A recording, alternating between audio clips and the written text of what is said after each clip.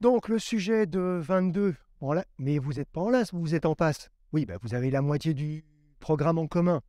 Donc, le sujet de LAS, il peut parfaitement vous convenir à vous aussi. D'accord? Donc, c'est le sujet de l'an dernier. Donc, on étudie une cinétique. Vous avez A plus B qui donne 2P. Quand on a la réaction qui nous est donnée, il est toujours super important de bien prendre compte des coefficients stoichiométriques. Vous savez que ça a énormément d'importance, les coefficients stoichiométriques, en cinétique. D'accord? Donc, quand ils ne sont pas égaux à 1, vous prenez la peine éventuellement d'y mettre un petit coup de stabilo. Essentiellement sur les réactifs, on est bien d'accord. Hein. Là, c'est le produit. C'est le produit. Normalement, ça ne devrait pas jouer. C'est moins important. OK? On a moins 1 et moins 1. Ça va? Donc, on a fait 3 expériences et on a 3 graphiques, effectivement. La courbe 1, la courbe 2 et la courbe 3 qui sont représentées ici. Et on suit la concentration. C'est en minutes, c'est en millimoles par litre. Ce qui explique pourquoi les valeurs sont grandes. Hein. Évidemment, en mol par litre, ça n'aurait pas de sens. Qu'est-ce qu'on nous demande? Ah, pour un coup, là, il n'y a pas de calcul, il n'y a pas de machin, truc comme ça. C'est, en fait, qu'est-ce que je suis en train de voir sur ce graphique? Il est un peu chargé, et là, on vous demande, enfin, on leur demandait, enfin, je leur demandais l'an passé, d'accord? En fait, exactement, vous êtes en train de regarder quoi, là? Et qu'est-ce qu'on est en train de voir, et qu'est-ce qu'on peut en déduire directement de ce graphique? Donc, vous avez 5 propositions.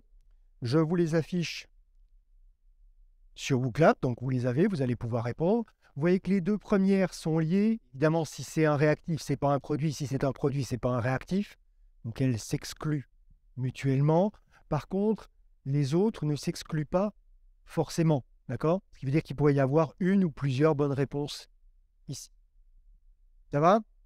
Eh bien, je vous en prie.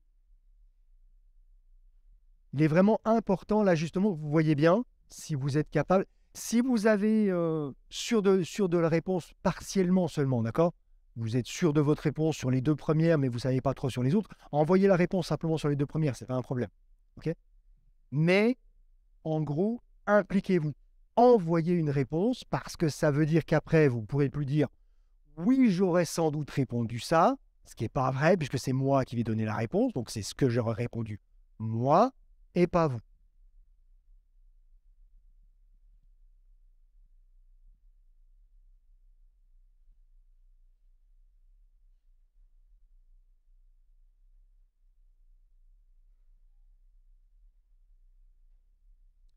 Moi, les résultats, je les vois s'afficher au fur et à mesure. D'accord?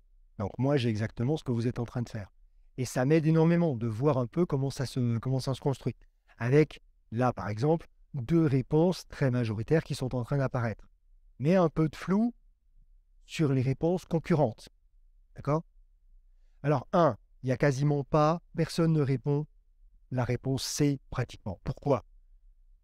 Si c'était de l'ordre 0, ça devrait être linéaire, ça devrait être une droite. D'accord? La concentration varie linéairement avec le temps quand c'est de l'ordre 0. Là, c'est clairement pas linéaire, c'est bon, c'est dehors. Par contre, on est incapable visuellement de faire la différence entre une exponentielle et une hyperbole. Une exponentielle négative et une hyperbole inversée. D'accord? On ne sait pas faire la différence. Ça, c'est réglé. Vous n'arriverez pas à faire la distinction entre de l'ordre 1 et de l'ordre 2. Visuellement, on ne peut pas. Juste comme ça, avec le coup d'œil, les 2 courbes se ressemblent trop pour que juste avec un coup d'œil, on puisse faire la différence. Mais bon, par contre, par rapport à une droite, là, c'est facile. Il n'y a pas de doute. Donc, oui, c'est pas de l'ordre 0, ça, c'est certain. Manifestement, il n'y a pas trop d'ambiguïté. Pas trop, hein, mais bon, quand même, sur le fait que ce soit un réactif ou un produit. Ici, c'est nécessairement un produit dont on suit la concentration parce que la concentration augmente. D'accord? C'est aussi bête que ça, hein. Vraiment, c'est aussi bête que ça. La concentration augmente et la chose que l'on fabrique, donc dont la concentration doit augmenter, c'est ce qu'on appelle le produit dans la réaction et pas le réactif. Ça va? Là, normalement, pas de souci. Donc, c'est B. Et puis, il y a le dernier point, les 2 dernières, qui ne s'excluent pas forcément mutuellement. Hein, d'accord? Pas nécessairement. Parce qu'à la limite, les 2 pourraient être vraies ou les 2 pourraient être fausses. Ou pas. Mais là, c'est important. Ce que vous avez sur l'écran, c'est écrit en gros, hein, c'est une concentration. D'accord? C'est une concentration. Donc, on suit la concentration d'un composé. D'accord? Et la vitesse de réaction, sa définition, d'accord? Ce n'est pas la variation de la concentration. D'accord? Ça, c'est la vitesse d'apparition ou la vitesse de disparition d'un composé. D'apparition si c'est un produit, de disparition si c'est un réactif. Mais la vitesse de réaction, elle a une définition qui est légèrement différente. C'est qu'on doit diviser par le coefficient stoichiométrique du composé considéré. Donc, vitesse d'apparition et vitesse de réaction, c'est pas la même chose. D'accord? C'est pas la même chose. Et ici, le coefficient stoichiométrique du produit, on ne le connaît pas. Donc, on est certain qu'effectivement, la pente en un point de la courbe, c'est la vitesse d'apparition du produit. Ça, c'est sûr. D'accord? Pas le moindre doute. On suit une concentration, la concentration d'un produit. Donc, la pente à la courbe en un point, c'est la vitesse d'apparition de ce produit. Pas de problème. Par contre, on n'est absolument pas sûr, et donc, ça ne peut pas être une affirmation. On n'est pas sûr que ce soit la vitesse de réaction. Si le coefficient stoichiométrique, c'est 2, ou c'est 3, ou c'est 1,5, ben ça ne marche pas. OK? Et comme on ne le connaît pas, on ne peut pas faire de présupposés. Ça va? C'est bon? Donc, on aura ici comme bonne réponse, c'est un produit et c'est la vitesse d'apparition de ce produit. Ça va? C'est clair pour tout le monde?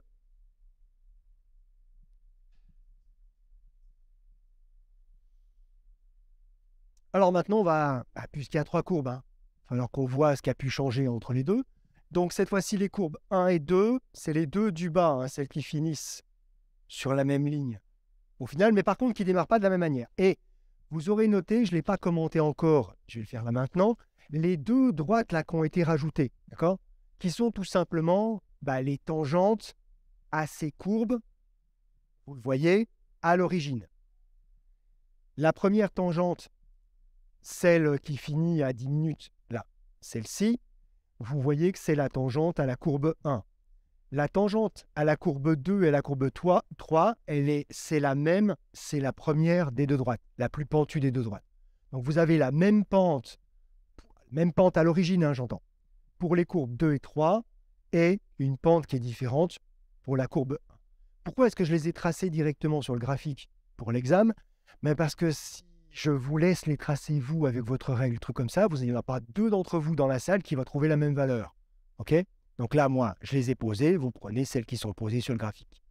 Ça va pour tout le monde? C'est bon? Et au moins, comme ça, voilà, il y a des choses qui sont comparables, tout le monde aura les mêmes valeurs. On y va? Donc là, cette fois-ci, vous pouvez répondre.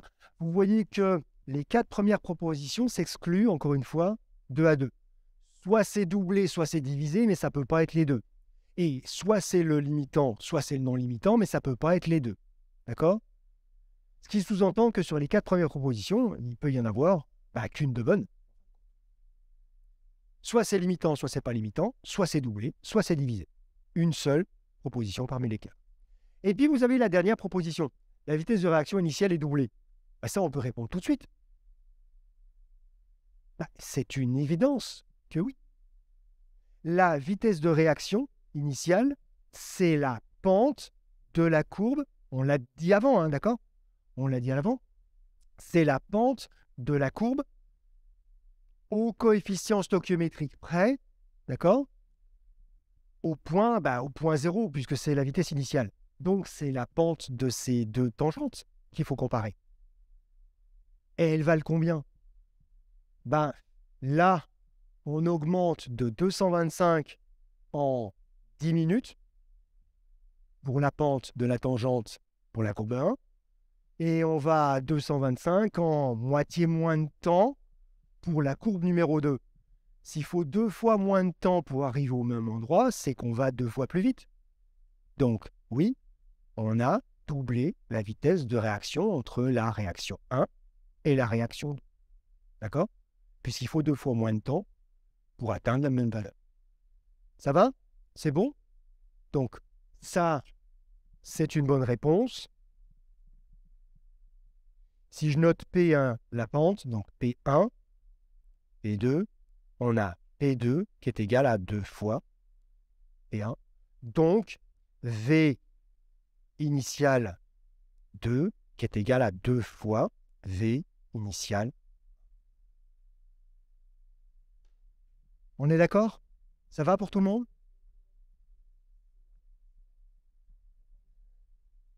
Oui.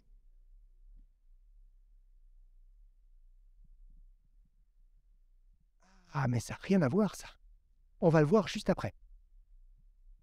Parce que pour l'instant, j'étais sur les vitesses. D'accord? Je n'ai pas parlé de réactif encore. Là. Mais on va le voir juste après. Parce que si ta réaction, elle admet... je suis en train d'enregistrer en même temps, hein, donc je vais juste répéter ta question. Ta question, c'est pourquoi on parle de réactif dans les 4 premières questions, alors que là, on parle de courbe avec les produits. C'est la concentration des produits qui est représentée. D'accord? Parce que si ta réaction, elle admet un ordre, c'est qu'on peut l'écrire sous cette forme-là. Hein. D'accord? Et si on peut l'écrire sous cette forme-là, tu vois bien que si tu doubles la concentration, c'est les d'ordre 1, hein, on est d'accord. Il faut que l'ordre ait une importance, parce que si l'ordre n'a pas d'importance, si on est en ordre 0, on s'en fout de changer les concentrations, hein, ça n'a aucun espèce d'effet. D'accord? Si je double la concentration, je vais doubler la vitesse. OK? Parce que c'est la concentration des réactifs qui influe sur la vitesse. Mais que je peux suivre la vitesse à partir de la concentration des produits. Quand je consomme du réactif, je fabrique du produit, donc les deux sont liés. On est d'accord? Mais la vitesse, elle est influencée par la concentration des réactifs, exclusivement. Ça va? C'est bon? Et donc là maintenant, en écrivant ça, après on peut rajouter un produit B, on peut rajouter un produit C, on peut bricoler, d'accord? Ok? Mais ce que je vois, c'est qu'effectivement, si je change les concentrations, je vais changer la vitesse de réaction. Et la vitesse initiale en particulier, parce que là, ça c'est générique. Mais si je m'intéresse uniquement à la vitesse initiale, là j'aurai la vitesse initiale et la concentration initiale. Enfin, je vais plutôt mettre 0 d'ailleurs en fait, parce que jusqu'à présent j'ai mis à 0. D'accord? Voilà. La vitesse initiale, elle dépend de la concentration initiale. Je double la concentration initiale. Si je suis dans cette configuration-là, je vais doubler la vitesse initiale. D'ailleurs, en fait, je peux déjà éliminer 2 propositions. Oui, si j'augmente la concentration, je vais augmenter la vitesse. Je ne vais pas la diviser. On est d'accord? Donc, puisque j'ai doublé la vitesse, c'est que j'ai doublé la concentration et pas divisé. OK? Ces deux-là, elles partent à la trappe. C'est déjà fait. Me reste maintenant à savoir si c'est un réactif limitant ou un réactif non limitant. OK? C'est là que je regarde ce que vous êtes en train de répondre.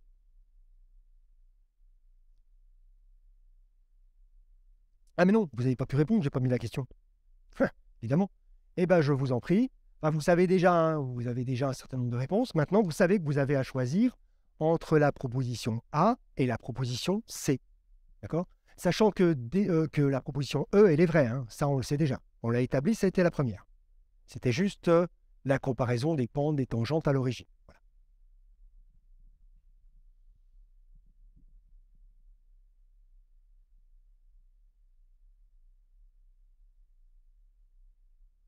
Et là, il faut vous prononcer. Voilà. C'est important. Et je vous rappelle juste un point de détail. Hein. Je suis obligé de le redire à chaque fois, mais vous tromper aujourd'hui n'a aucune espèce de conséquence. Vous tromper dans un mois, pas la même chose. Donc, rentrer quelque chose qui est faux aujourd'hui, d'accord? Et justement s'en rappeler, parce que ça a marqué que, oui, je m'étais fait avoir l'autre fois, d'accord? Je l'avais fait en sens inverse. Là, c'est à la limite, c'est presque bien, d'accord? Ça vous marquerait d'ailleurs presque plus de vous être trompé que de... Faut pas le faire exprès de se tromper, d'accord? Pourquoi ça marche pas? Ah oui, c'est vrai. Il n'y a pas de réponse.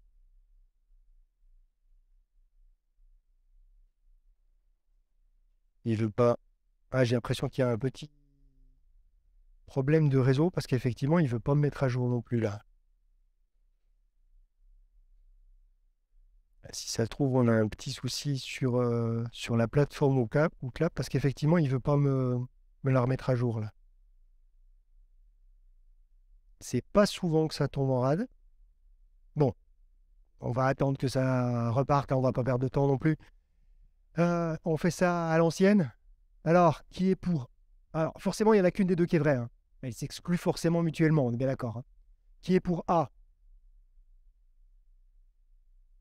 Qui est pour C? Il y en a plus pour A que pour C. Ce qui serait intéressant de savoir, c'est exactement pourquoi ceux qui sont pour A choisissent A. Vous savez tous ce que c'est qu'un réactif limitant. La définition de réactif limitant, c'est tout simple, hein. C'est le réactif qui s'épuise en premier. Donc s'il est épuisé, c'est qu'il n'en reste plus. D'accord? Et que quand il n'y en a plus de ce réactif, forcément la réaction s'arrête parce qu'il faut qu'il y ait de tous les réactifs pour que la réaction puisse continuer. D'accord? Ça veut dire que si je change la concentration du réactif limitant, la réaction, elle peut continuer. Donc, je vais pouvoir fabriquer plus de produits.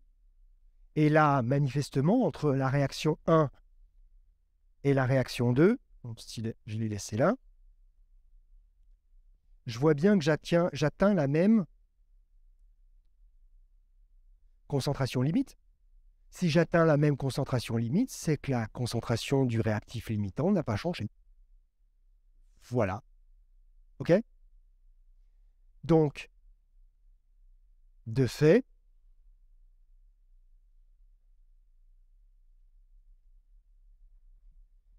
la bonne réponse, c'est que c'est le réactif limitant parce que je n'ai pas changé la concentration limite. C'est bon? Ça va? Une fois qu'on l'a vu une fois, ça veut dire que normalement, ça devrait aller super vite et le site est en radin. Donc, manifestement, on continue sans bouclap pour l'instant. Donc, on compare 1 et 3. Alors, on est bien d'accord, c'était les mêmes pentes, d'accord? Donc, ça veut dire que c'est toujours une vitesse qui est doublée. Il n'y a pas de raison, ce qui était vrai tout à l'heure, c'est vrai maintenant. La vitesse de la réaction initiale est doublée. Donc, ça veut dire que les concentrations sont doublées, d'accord? Donc, ça reste vrai. Ça ne peut pas être divisé, d'accord? Pour les mêmes raisons que tout à l'heure. Et puis, là, on voit bien, d'accord? Qu'on passe de cette valeur-là à cette valeur-là, d'accord? Et qu'ici on a x2, si on double la quantité de produits qu'on est capable de fabriquer, c'est qu'on a doublé la concentration du réactif limitant, d'accord? Tout simplement, déjà on l'a augmenté, et en plus, on sait qu'on l'a doublé, puisque effectivement on arrive 2 fois plus haut. Ça va? C'est bon? Hein? Donc normalement, si vous avez bien répondu à la première, vous avez forcément bien répondu à la deuxième, puisqu'elles sont identiques. Donc la concentration en réactif limitant a été doublée, c'est celle-ci. Et la précédente, qu'est-ce que j'avais écrit? J'avais pas écrit. J'avais écrit quoi? Donc réactivité, j'avais pas souligné. D'accord? Donc c'est celle-ci qui avait été doublée. J'avais pas écrit que c'était celle-là. Ça va? C'est bon? Bon.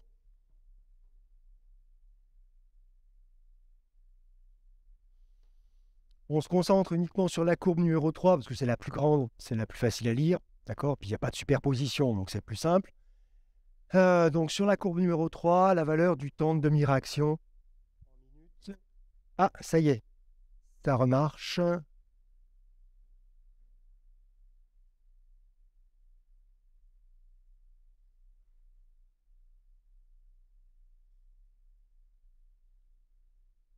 Donc voilà, vous avez la question normalement qui a dû s'afficher.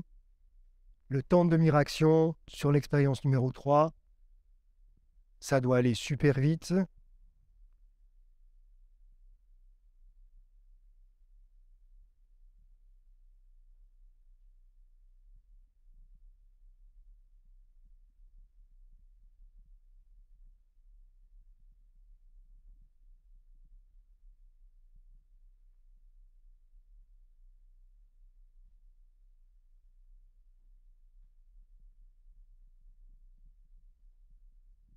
Ça repart toujours pas les valeurs là? Parce que là, ça s'est réaffiché. Mais effectivement, je vous vois taper sur vos écrans et puis il n'y a rien qui change sur le mien. Bon, c'est pas grave. Voilà, c'est ça. De toute façon, on l'a déjà fait quasiment tout à l'heure, hein. Ah, il y a juste une différence qui est fondamentale. C'est que cette fois-ci, ce qu'on est en train de suivre, c'est la concentration du produit, pas la concentration du réactif. Donc on ne peut pas dire j'ai consommé la moitié du réactif. Cette fois-ci, on va exprimer le temps de demi-réaction comme étant le temps qu'il a fallu pour produire la moitié du réactif, d'accord, que je peux produire dans les conditions maximales. Donc, la concentration finale, celle que je peux atteindre, c'est 200. Donc, je vais prendre la valeur à la moitié, d'accord, et ça fait ça, le 2,5 qui se trouve ici. On est d'accord? Voilà, on inverse un peu le moment de la proposition, mais en même temps, elle est logique. Ok. Ce qui veut donc dire qu'un 99% d'avancement, hein, on se serait situé à 198. Bah oui, 99% de 200. Ça va? C'est clair pour tout le monde, hein? C'est logique, hein?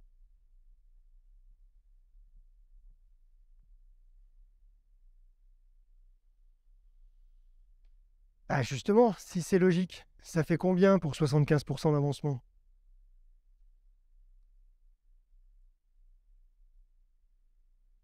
Là, j'ai pu avancer la question, donc je ne sais pas si vous pouvez.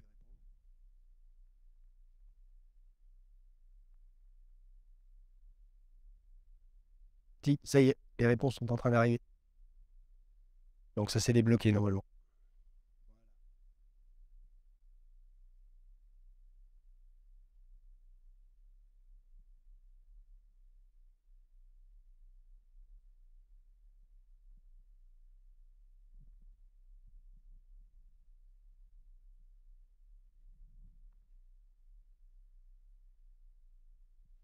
Allez, presque tout le monde est en train de répondre correctement.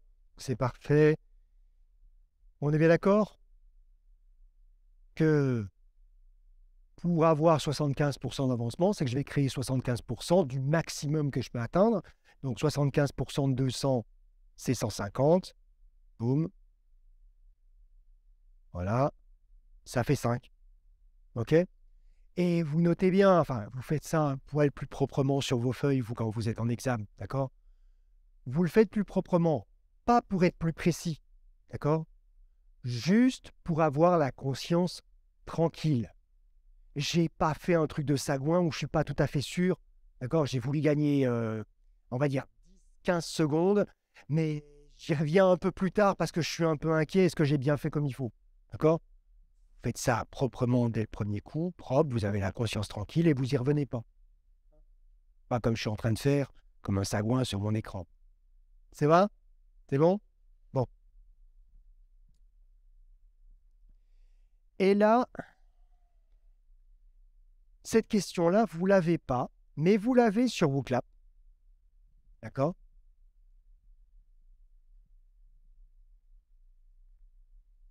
Parce que c'est important.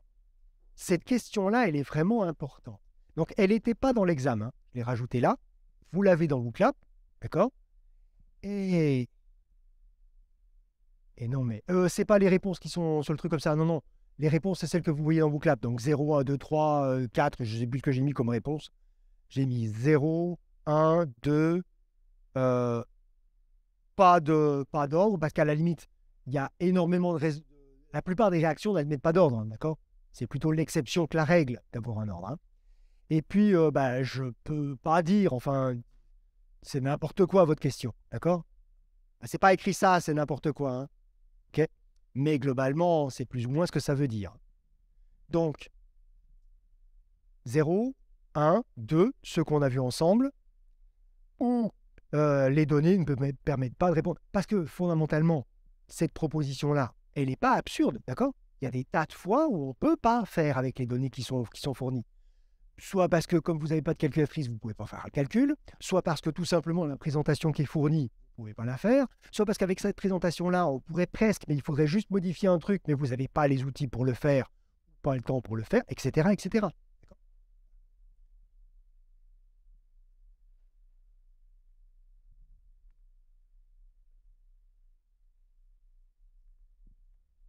C'est partagé là, hein. Donc là, c'est vraiment, voilà, c'est important parce que justement, je vous montre ce que ça donne comme réponse. Vous voyez que c'est réparti quand même, hein. Il y a une courte, enfin non pas une courte majorité d'ailleurs en fait, juste 50% des données qui sont je ne peux pas répondre, et puis le reste se répartit sur les autres propositions. D'accord? Et on peut répondre. Évidemment qu'on peut répondre. Juste si on réalise un tout petit truc. On m'a demandé aux 2 questions précédentes, d'accord, de déterminer T1,5 et T75. Ben oui, si je fais T1,5, d'accord, quand je passe de là à là, d'accord, j'ai divisé la concentration par 2. J'en ai consommé la moitié, d'accord? Et j'ai trouvé ici de 2,5. Okay, j'ai consommé la moitié du réactif. Et quand je passe à 75%, donc là c'est 50% hein, d'avancement. Quand je passe à 75% d'avancement, j'ai à nouveau consommé la moitié du réactif qui restait. Donc ça, ce temps-là, d'accord, c'est à nouveau T1,5. Le deuxième T1,5, combien de temps m'a-t-il fallu pour consommer à nouveau la moitié du réactif? J'ai donc 2 temps de demi-réaction successifs. Et vous savez que dans les critères qui permettent de déterminer si c'est de l'ordre 0, de l'ordre 1 ou de l'ordre 2, il y a à l'ordre 0, les temps de demi-réaction sont de plus en plus courts. À l'ordre 1, les temps de demi-réaction successifs sont égaux entre eux. D'accord? C'est toujours le même temps. Et à l'ordre 2, les temps de demi-réaction sont de plus en plus longs. Là, j'en ai 2 de temps de demi-réaction. Le premier et le deuxième. Et le premier, il fait 2,5. Le deuxième, il fait 2,5 aussi. D'accord? C'est le même temps de demi-réaction pour la première moitié et pour la deuxième moitié. C'est bon? Donc on a 2 temps de demi-réaction identiques.